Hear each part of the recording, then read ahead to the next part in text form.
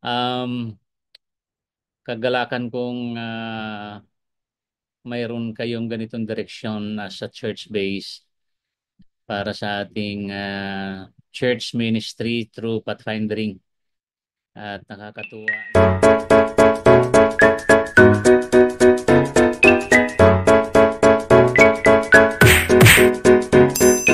At nakakatuwa na padagdag ng padagdag ang ating church base. How I wish na hindi po ito isang bugso dahil gusto ng kung sino at kung ano, kundi higit nating makita na in our church, ang isa sa magandang ministry na pwede nating paglaanan ng panahon at ng ating mga kakayanan ay ang youth ministry. Narito tayo sa introduction to teaching. In this study, mga minamahal na mga MCTs, Introduction to Teaching Education 001, ang ating description dito. This seminar introduces teaching concepts and educational objectives. It includes learning style and teaching style. Yan ang magiging description ng ating intro to teaching. Though um, there is mayroong malaking possibility and knowledge na tayo mga Seventh-day Adventist when it comes to teaching ay mayroon tayong kanya-kanyang capacity. But here in Master Guide Training ay kinakailangan nating sundan ang flow niya kung ano ang nais niya sa introduction to teaching. Okay, number one, ang unang dapat malaman natin ay know the fundamental teaching concept. Ano ba yung fundamental? Kumbaga, basic teaching concept ng church ministries training or master guide. Second, we need to discover your learning style. Sa atin, lalo't higit sa Pathfinding Ministry, ay kinakailangan ng ating style sa teaching ay hindi iisang uri. Hindi monotonous, hindi siya kumbaga isang system lang, kundi talagang bubuhayin natin ang mga styles para magkaroon ng deep meaning at learning sa atin pong Pathfinding Ministry. Number three, ang dapat nating maintindihan ngayong gabi, i-explore natin what style of teaching you will use to be an effective teacher. Ngayon, mayroon tayong mga ilang makikitang mga samples, mga styles. Pwede din yung i-verify sa inyo the way, paano kayo magturo. Halimbawa, sa Sabbath School, anong style ninyo, paano nyo ma-modify. Mag-explore pa tayo ng mga styles ng teaching. May mga teaching na through questions, may mga teaching na parang comparative. So, i-explore natin ang ating teaching style and learning. And then the last, number four, na dapat maintindihan natin ay understand the learning objectives of all 8 tracks of investiture and achievement. So, alamin po natin yan. Okay? So, proceed tayo sa number one, fundamental teachings. So, sa teaching concept and objectives, meron tayong unang kikilalanin, yung number one, achievement. Ano ba ang gusto nating ma-achieve? Ang sabi diyan, young people need to experience successful completion of worthwhile task with a sense of purpose.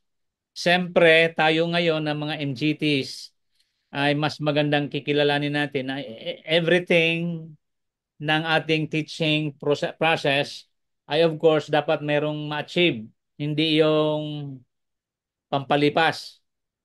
So, sa mga bata na ating tuturuan, madama nila na mayroon silang mayayari, mayroon silang ma-achieve, mayroon silang makikita ng ending at the end of the day ng kanilang pinasok. So, yun yung number one.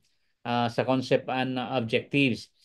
Kinakailangang very clear mismo sa akin, tayo at sa kanila ang maging achievement. Okay.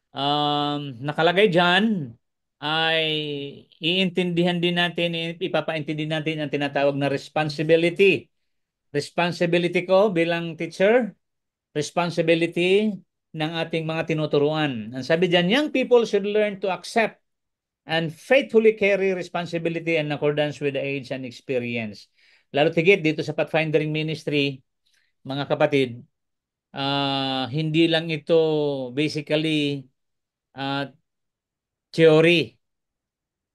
It needs practical, it needs actual, it needs ng mayroon silang pwedeng tanawin mismo sa kanila, mismo sa club, maging responsibility nila sa bahay, responsibility nila sa church.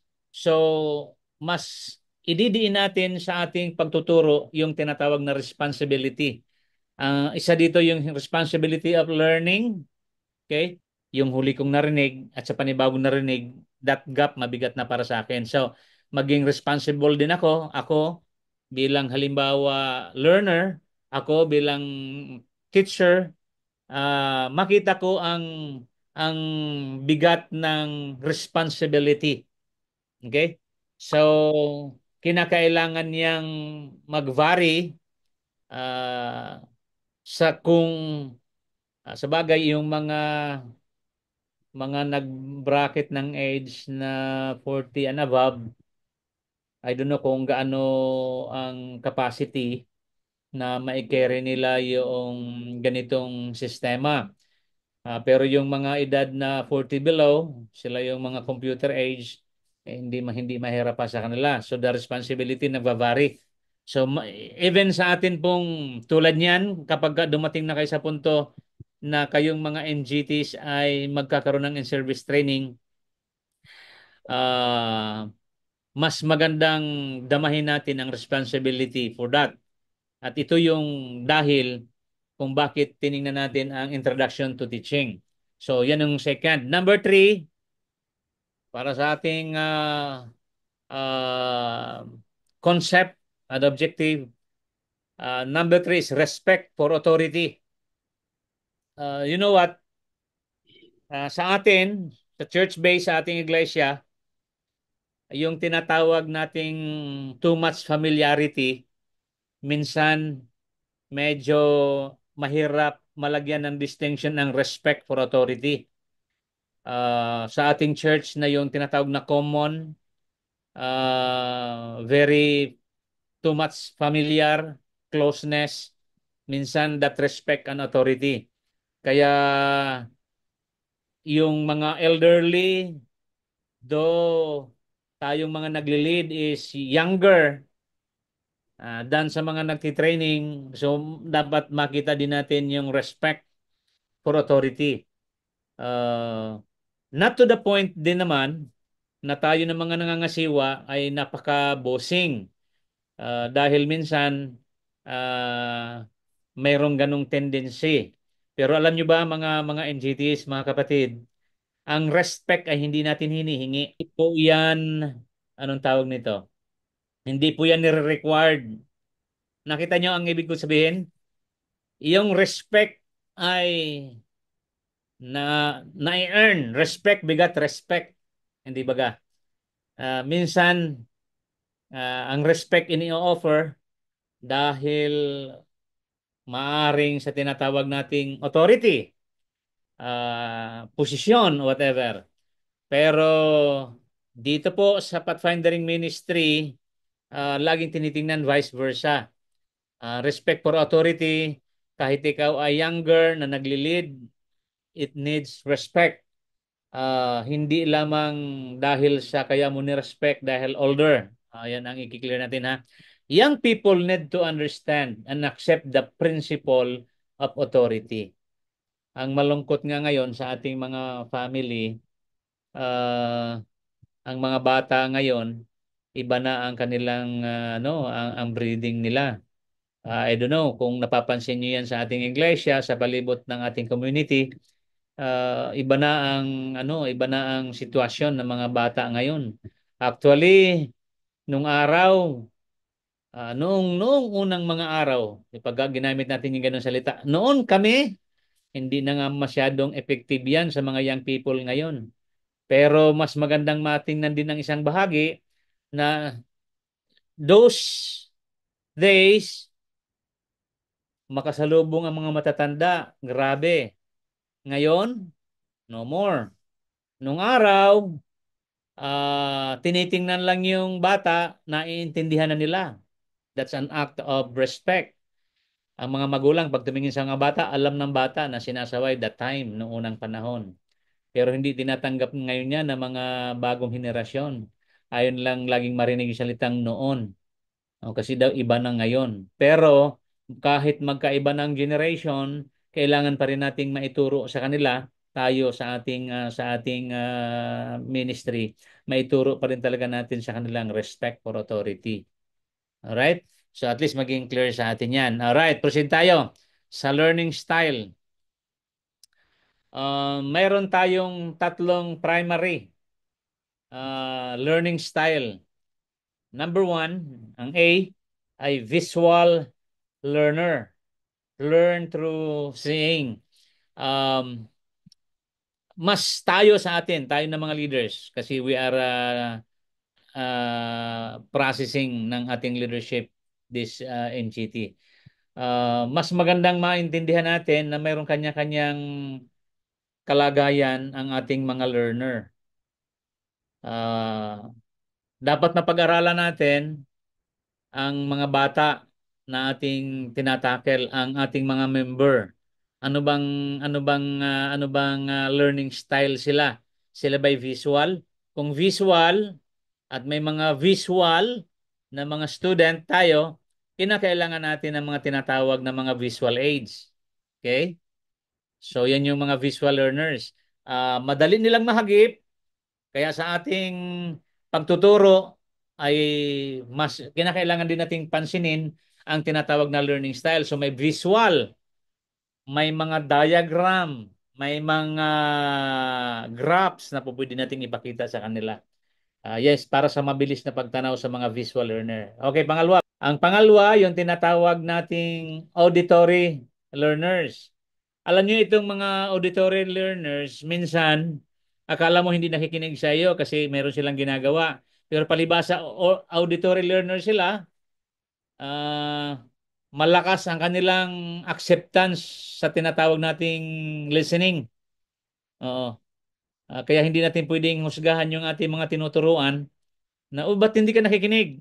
Kasi kung siya naman ay talagang auditory learner siya, kahit siya na hindi nakatingin sa iyo, sapagkat sila ay mataas ang porsyento ng listening skills, matutunan nila, maintindihan nila. Kaya not necessarily na lagi mong singin, tingin kayo sa akin, tingin. Not necessarily kasi baka nga hindi yan visual at yan ay auditory learner. So, magiging balansihin natin ito ngayon. Alright? So, sa mga auditory, hindi pwede yung lalo tigit kung malakihang grupo yan, ang mga auditory learners, hindi yan masyadong nandun sa dulo. Lumalapit yan para maging clear sa kanila yung mga salita, ang boses. Okay? So yung pangatlo na ating titingnan sa learning style ay yung tinatawag nating kinesthetic. May mga tao, may mga bata na tapik mo pa lang alam na nila. That's how they learn. Um, Itong kinesthetic learners ay mayroon tinatawag na second move at second touch. Narinig nila, nakita nila, pero napupos ito kapag mayroon kang haplos sa kanila. Alam nyo yung may mga taong pagka-kinesthetic, basta't yung iyong tapik sa balikat, kahit hindi ka na magsalita, tapik pa lang, naiintindihan na nila ang iyong gusto kung bakit. Hindi ba? Tigit sa mga mourners, yung mga nalulungkot na namatayan, nahiwalayan, na-break ka ng sweetheart, kung wala kang masasabing mabuti para sa kanila, tapikin mo na lang, naiintindihan nila na binibigyan mo sila ng courage, ini-encourage mo sila. Yan ang mga tinatawag nating kinesthetic learners. They learn through moving, doing, and touching. Kaya sa tatlong style na ito, learning style, ay ating sisilipin sa atin kung paano natin ito present forward sa mga darating na ating mga in-service training. At ito'y pwedeng, ano to, magagamit natin to mga kapatid sa loob ng ating church. Lalo tigit sa Sabbath School, applicable ito, itong learning style. Alright? So, pero meron tayong special circumstances. Now, mayroong special circumstances na dapat nating silipin. Ano yung special circumstances? In special cases, provision can be made for isolated pathfinders to participate in the program. Provision can be made for the physical handicap and the disadvantage. Ibig sabihin, though we have these three learning styles, pero mayroon diyang mga special cases na we need to give time or to make it proper attention na sila din ay mabigyan ng pansin. Lalo tigit ito mga tinatawag na physically handicapped. So, para sa mataas na antas ng learning process, pahahalagahan din natin ito mga ito. Mga isolated cases lang naman ito, bibihira. Talagang ang majority na sa learning style ay itong tatlo. Narito lang, dito umiikot yan. So special cases lang ito at mga isolated cases lang ito sa Pathfindering Ministry. Alright? So yan po ang ating sa learning style na pwedeng silipin. Then proceed tayo sa style of teaching. Now in style of teaching, sabi dito, great teachers use teaching styles that are most effective for the learning styles of their students. Dito,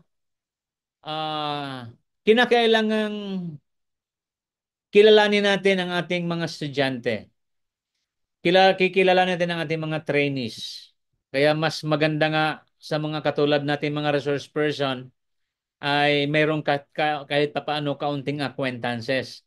Kaya nga kung kaya din lang naman at kayo na may sa church, kung kaya din lang naman na magkaroon talaga ng face-to-face ay mas mainam. Kasi yung style of teaching ay magkakaroon ng variations.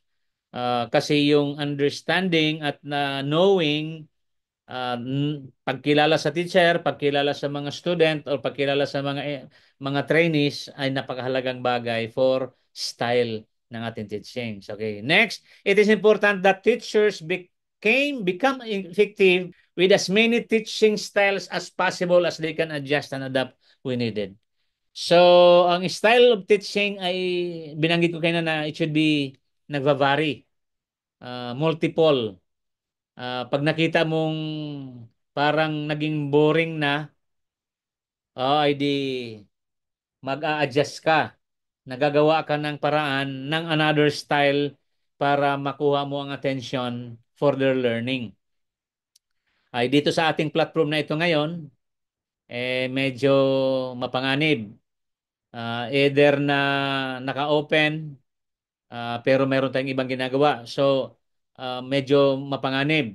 Kaya kung nais nating magkaroon ng mataas na antas ng style ng teaching, ay mas magandang naka-face-to-face tayo para pati masundan ang lahat ng mga makita ang kung saan po pwedeng mag-meet. Okay, proceed. Tuloy tayo sa tinatawag na teaching environment. At ito matatalakay na natin ito. Yung teaching environment, in Pathfinder Club Ministry, it is important that teachers and instructors can teach in varied environments. Kaya nga, binanggit ko sa inyo kanina, hindi dapat laging Zoom. Mayroon kayong face-to-face at sa face-to-face, mayroong sa room, mayroong sa sala, mayroon sa ilalim ng puno, mayroon sa kung saan. So nagva-vary yan. Kasi kinakailangan makita natin ang atmosphere ng ating kinalalagyan. It should be a atmosphere of learning. Tayo ng mga MGTs, pag tayo magtuturo na sa ating in-service training, magkakaroon tayo ng pagdidiin. Yung area na kinakailangan kayo mag-meet, ito bang areang ito ay conducive? Ito ba ay mataas ang antas ng learning process? So yan ay dapat ma-determine natin ng mga teachers at saka mga instructors. Kaya ako binabanggit sa inyo kanina na sabi ko sa Zoom ako ay hindi at ease. Mas magandang di bale ako gumastos papunta riyan para makita ko kayo face to face. Mas higit kong makita ang mataas na antas ng tinatawag nating learning class process. Not only does the sitting determine the style of teaching, but also the number of students being taught. Kaya nagbavari din. Kung kaunti lang, so isa-isang lugar na ganito, simplified, pwedeng usapang not formal, semi-formal, pwedeng ang teaching ay nagbabari yan sa environment. Kung nasa ilalim kayo ng kalikasan, so pwedeng hindi ganito na parang classroom style, kundi magkakaroon siya ng pwedeng question and answer, pwedeng tinatawag nating movement by picking some materials ng kanilang learning process. Okay? So kasi nalutigit, dinidiscourage kung mag-Zoom kayo kapag naroon na kayo sa tinatawag ninyong mga honors, kasi hindi pwedeng mag-sample sa Zoom. Itong mga ganito, pwede pa ito. Itong ganitong topic, pwedeng ganito. Pero sa ibang mga topic, kaya papag-aralan ninyo sa club na kinakailangang isi-set up ninyo, kung sa ilalim kayo ng puno, sa plaza, o sa classroom, or saan man. So, yung mga content noon inyong titingnan para ma-schedule ninyo kung alin yung pang Zoom, alin yung pang face-to-face, at kung saan kayo mag-meet. So, napakahalaga sa teaching po ang environment, mga minamahal ng mga kapatid. So again, nakita niyo po yung idea ng teaching environment. Hindi laging ang platform ay ganito. Hindi laging sa loob ng church. Kinakailangang magkaroon ng variation ang environment natin na maging conducive for learning. Alright, move tayo. Anong titingnan natin ang tinatawag na effectivity o effective teachers? Ang sabi rito, a successful teacher has a plan well. Ang sabi dyan, and then works the plan, is able to adapt and seize teachable moments and So, para maging effective tayo, nariyan yung binanggit ko sa inyo kanina na lahat mailalapat nyo na, mapaplanong mabuti. Kailan yung face-to-face, kailan ninyo gagamitin ang mga ito para makuha natin ang effectivity ng learning process. Alright? So, plan well, then works the plan. Kapag ka ang ating gagawin ay parang pang fill in the blanks, ay medyo mahihirapan tayo. Proceed tayo sa part ng investiture, achievement and honors. Mga MGTs, kanina kung inyo napapansin dun sa achievement, sa unang bahagi, achievement, mula sa pasimula pa lamang ay kinakailangang makita nyo na kung ano maging end. At of course, ang ending nito ng ating MGTs ay investiture. And of course, mai-ignite kayo sa tinatawag na earning honors. So napakahalaga nito, mga kapatid. Hindi natin tatanawin ang investiture as isang event, kundi from the start na ituro na kung ano maging ending. Investiture is such an integral part of a successful Pathfinder Club. Dahil itong mga MGTs, kayo na mga MGTs, sa inyong in-service training, sa pagpapasimula pa lamang, ipapakita nyo na kung ano magiging outcome. Kasi marami sa mga trainees, kapag hindi nakikita kung ano maging outcome nila, pag medyo nahirapan yan, okay, give up na yan. Surrender na. So dito, ipapaunawa na natin sa ating pagtuturo ano bang ano bang dapat bang mitiin? Yes, investiture. Sa investiture mayroong ganito. May honors, mayroong ganitong gagawin. Wow. Talagang ang sarap ano 'yan. Asam-asamin. So, yan ay ang pinaka the best whatever na time ang maubos ninyo, panahon. Ang sarap ang pakiramdam na malagyan ka na ng pin, malagyan ka na ng mga parapernalyas na nauukol kasi na-accomplish mo ang lahat. Ang tawag niyan ay successful in pathfinding ministry. Di ba? Ang galing. Then pagkatapos niyan, it is imperative that club staff become outstanding instructors of the requirements and honors. So tayo na mga teachers, kasi kayo magiging teachers din, mga MGTs sa inyong in-service training. Oo. Kasi pagkatapos-tapos ng inyong induction, ay magpapasimula na kayong maghanap para sa inyong in-service training.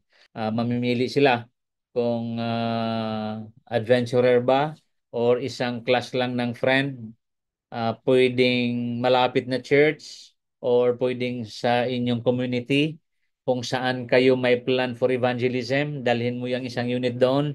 Doon sila instead na tinatawag nating Branch Sabbath School, ayan na, Pathfinding Ministry ang inyong gagamitin para sa mga bata na inyong liliko na iipunin na tuturuan. At yan, requirements na ng MGTs. At the same time, we are fulfilling the gospel commission ng ating church kasi we are doing to prepare that place through pathfinding ministry sa tinatawag nating evangelism. So doon, sa umpisa pa lang ay ipapakita na natin na kung ano magiging kahinatnan. Mayroong investiture na mangyayari. May mga honors kayong makikita na maa-achieve ninyo at makikita ninyo, wow, fulfilled ang magiging uh, ministry na ating ginagampanan. Okay, so much for that. Ito yung introduction to teaching. Tiningnan natin ang style, tiningnan natin ang mga possibility na makita sa atin pong effective teaching. Kung papaano nagva-vary. Malaman natin mayroon pala tinatawag na auditory, mayroon palang visual, mayroon palang kinesthetic na we need to uh, process. Need na nating ma ipaabot sa kanila sa mabilis na learning style. So, unless you have question, pwede po kayong magtanong or anything na masasabi ninyong pwedeng magbigay ng comment kung mayroong learning. Pastor, ako pwede magtanong. Sige. Ang tanong ko po, kasi during the IST program, pagka minsan po, talagang nahirap asikasuhin, lalo na ako sa bata, ay meron akong ginawang plan na instead na 1 hour is 30 minutes lang ang function ng pagtuturo. Yun ang aking parang nakita na lalo na especially adventurer, hindi sila pwedeng matagal sa 1 oras kundi kalahati lang. Tapos sa Pathfinders is 1 hour. So yun yung mga parang na-share ko. Ngayon po, ano ko dito, sa tingin niyo po, enough na po yung ganong katagal na pagtuturo? Before ko sagutin yan mga kapatid, sa ating MGTs, you are required to 1.5 hour to 3 hours. At yung time na spend natin kasi mga kapatid, tulad nito, medyo mabigat itong Zoom. Actually, kapag ilagay natin sa actual, ang learning natin, ng style ng teaching, sa MGT, mayroong formation, mayroong kayong tinatawag na opening ceremony, and then after that, reporting. Okay? And then pagkatapos niyan ay yung learning process, teaching. And then after that, mayroon kayong tinatawag na honors time, mayroong practical. Kaya mayroon ho sa ating manual, mayroong time frame lang inilalaan. Pero yung time frame na inilalaan, hindi lang yung puro magdadaldal ako. o magdadaldal kayo. Mayroon niyang breakdown kung paano gagawin. Sa unang first 5 to 10 minutes, nandun kayo sa inyong groupings, unit, formation, kasi mag-o-opening ceremony. Kaya nga dapat sa ganitong ano natin na meeting na ito, dapat hindi lang tayo kakanta ng isang kanta. Mayroong diyang magli-lead ng Pathfinder song o Master Guide song. Mayroon diyang magpe-pledge and law, aim and motto. Kasi yun yung sa opening ceremony, mga kapatid. Kaya hindi ho dapat sa ating every meeting, kaya nga dinidiscourage ko ang Zoom hanggat maaari. Kasi yung pang third part, yung tinatawag natin development, acquiring honors, ay naituturo na po natin doon. Yung actual practice, practicum sa third part, and then closing ceremony, and ang ating service. Now, pupuntahan ko yung tanong, sa inyong in-service training, almost the same.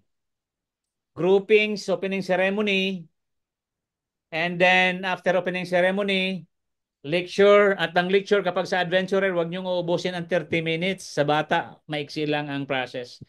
Dadamihan niyo ang time sa tinatawag nating practical learning nila. So kahit laanan mo siya ng 30 minutes dun sa practical, kulang yan sa mga bata kasi nandun yung excitement nila na mayroong ma-accomplish sila. And then pagkatapos niyan, closing ceremony, tapos ang ating session. So kung sa inyong in-service training, kung 1 hour ang igugugol ninyo, so sisilipin nyo po, kasi this is planning ng learning, ng teaching, ipaplan ninyo ang inyong service training. Kasi ang inyong in-service training, mga kapatid, ay after ng induction ninyo, mag-uumpisa na kayong maghanap kung saan kayo mag-in-service training.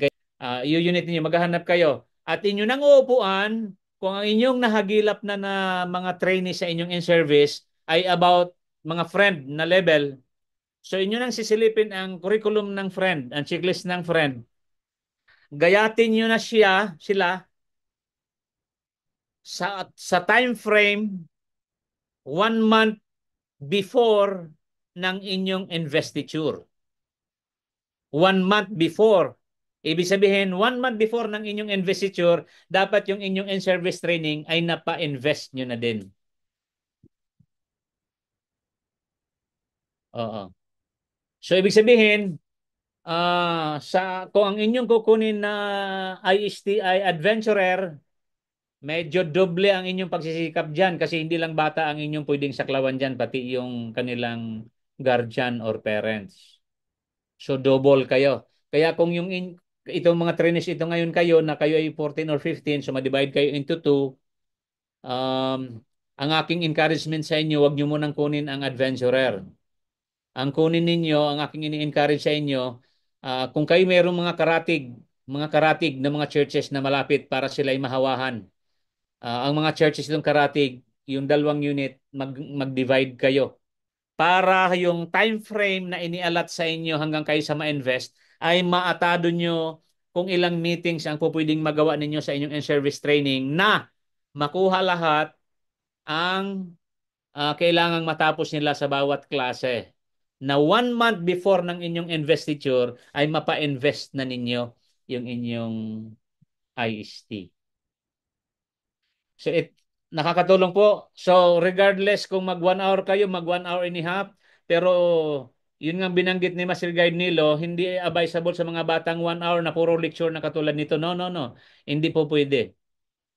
At ang atin ding sistema ng teaching dito sa every meetings natin, hindi ito puro salitang bababla bla bla ako dito, hindi matatapos closing prayer, closing song. No. Kinakailangan meron tayong unang part, opening ceremony. Nandoon yung Pathfinder song as opening song. Pero alam nyo, ini-encourage ko nga sa atin po, Lautigit, before mag-opening song, bago kantahin yung Pathfinder or Master Guide song, na at least nakapag-aral mo na, nakapagturo kayo ng mga song, Pathfinder song or Campuri songs, maituro nyo man lang yung Clementine song, anong tawag nito? Ah, yung Over the Sea, mga ganun. Camping song. At least two songs na maituro, ma-familiarize, then bago mag-Pathfinder song on Master Guide song, and then may magpi-pledge, may maglolo, mag-AA, magbumoto, and then pagkatapos niyan ay opening prayer. Okay. So, para, yun ho talaga ang nandun sa ating manual. Hindi yung upo lang tayo basta makinig. Kinakailang mayroon niyang tinatawag na mga level. Opening, yung second, yung learning, ito yung teaching. And then third, yun yung tinatawag natin practical or development, acquiring honors especially. And then closing ceremony, tapos ang ating session. Nakatulong po sa atin mga kapatid. So, depende kung kayo mag-adventure sa inyong IST. Kung kaya ng inyong capacity, well and good. Kung hindi, di proceed kayo sa medyo adult ng kaunti mula friend to guide. Maghagilap kayo sa mga churches na karating natin. At kung gusto niyo talagang ma-mold, so kayo yung MGT, hanapin niyang mga riyan. Hindi lang Adventist. Yung mga kaibigan ng mga kabataan dyan na non-Adventist, i-join sila sa inyong in-service training. Kasi part yan ng ating ministry. At ganun din, susundan natin yung flow. Opening ceremony, lecture, and then development, yung tinatawag natin practical, doon na ginagawa. At lalo higit kung may face-to-face yan, ang malimit at hindi nawawala every meeting, yung marching. Hindi nawawala yan. Ang marching is not, hindi yan basta mag left and right. Kasi mayroong magandang discipline sa marching and drilling. Marami tayong ma-observe dyan na discipline. Okay, nakatulong po sa tanong ni Master Guide Nilo. Anyone to say, mga MBTs? Sa totoo lang po, napakaganda po ng lecture ng ating youth director, ano? Napakalinaw po, simplicity. Direct to the point yung kanyang mga information na hindi mahihirapan kung paano gagawin. Kaya after nito, yung lahat ng naging advisory at mga information regarding sa ating youth director, especially sa teaching, at saka sa ating mga gagawing time specification ay dapat ating itong isagawa at may ayos natin para hindi magulo ang ating club. So kung wala na pong magtatanong, we need to give a special clap. Hindi pa masyado pastor kabisado yung Pathfinder Club, but we need to give Malimit the lang. hands. Practicein lang lagi para ma-master. Opo, okay. Palakpakan natin ang ating youth director. Open ang camera, no? Open po. Kasi hindi maganda na iilan lang yung nagpa-participate. So, palakpak po tayo mga kapatid. Okay, and then, after this, ibigyan po natin ng certificate of appreciation. Sir Erwin, kayo po ang bahala. Pakipresent po sa ating youth director. Before that, Master Guide Nilo, Thank you uh, po. MGT Erwin, for document ng ating attendance so picture. So Yes, lahat ng mga nagdodoble sa isang Zoom ay lumabas na ang mukha para makuha Ber Elwin for documentations ng ating ano ito, September 4. 4 meeting. So Attendance yung yung mga pastor. naka-close po ang camera open at yung mga karatig ninyo diyan kapit bahay ay Pastor dumikit na Oscar. para lumabas ang inyong mga itsura at 6, lapit. Pastor Oscar. 8. Okay. Yan. Talaga. Pakinggan nyo pa sa Zoom, Pastor Sir Dikit Erwin, talaga sa lahat ng balikat. member. Okay. Ito po. Sige, Tayo mga kapatid. picture, document. Isa pa po. 1, 2, 3. Tikit Yeah. naman pala eh. Thank you very much po. Okay na po. Okay. Alright. You can share the citation. Please present the certificate to Pastor Estrada. Pakibasa po sa Erwin. Wait lang po ha. I-present ko na po. Citation reads, Garden Village Seventh-day Adventist Church, Vanguard Pathfinder Club, Certificate of Appreciation. This certificate is presented to Master Guide, Pastor Zach P. Estrada in grateful recognition of your invaluable contribution as resource person for our Pathfinder Adventurer Basic Staff Training on the topic Introduction to Teaching conducted via Zoom platform on September 4, 2025. Your time and expertise and dedication have significantly enriched the training and inspired the participants toward excellence in teaching and faithful service to God. Given this 4th day of September 2025, signed Joel V. Calzas, Adventist Youth Ministries Leader, Erwin Andres, Club Director, Church Head Elder, and Pastor Aaron Ferdinand R. Robles, District Pastor.